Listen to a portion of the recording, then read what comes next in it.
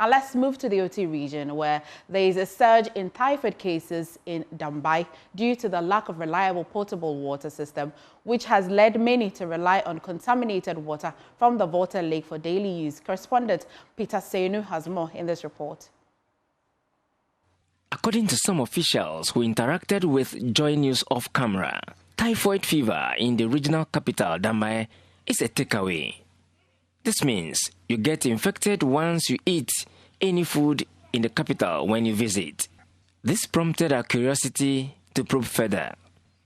With all drains leading into the Volta Lake and alleged discharge of sewer waste into drains whenever it rains, you get typhoid when your water or food source is contaminated with fecal matter. Amin Abdul Muttalib is the Karachi East Municipal Director for Health Services. Typhoid, like we all know, is a bacterial infectious disease. It's caused by Salmonella typhi. Yeah. So usually when patients come, you see complaint of fever, headache, stomach pains, constipation, and even diarrhea. There has been a steady increase in typhoid cases between 2021 and 2024.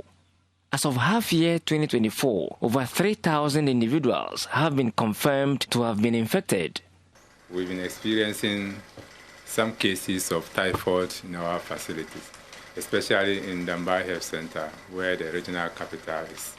If you look at our OPD cases so far, from 2021, we were recording about 4,557 cases of typhoid. Abdul Muttalib blames the high prevalence cases on the non-availability of water system for the municipality. What we are experiencing is mainly the source of our water system that we don't have. Look at our lake here. When it's flooded, the fecal matter gets into it, though the environmental health unit is doing their best to get it controlled, but we still get some aspect of it contaminated. In order to contain the high prevalence figures, the Health Directorate, together with the environmental unit of the Karachi East Municipal Assembly, have initiated some educational measures to contain the situation. As a health system, we also do education to sensitize the community as to how to prevent these diseases through personal hygiene. Peter Senu for Joy News. Peter Senu joins us with more on this. So, Peter, I'd like to understand, is it that the community lacked potable water all these years, or they had it and it just stopped flowing? Let's understand this. From what we know, Dambai used to have some community water systems, but they have all broken down. A few people have sunk their boreholes, and that people go to buy from, but generally they don't have any communal water system that individuals could go and fetch from. And so usually they rely on the Volta Lake, which is oftentimes, as we've mentioned, contaminated.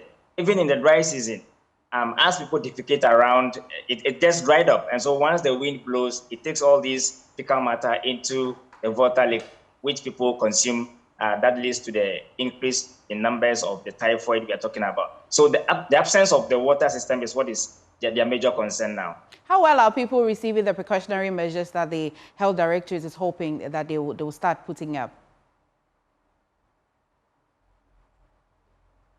Well, for those of us who would want to, you see a few people trying to adhere to the washing of hands and other personal hygiene tips to keep safe. But generally, a lot of the population there, the education level is down. So they would need to intensify their campaign to get this down to the people.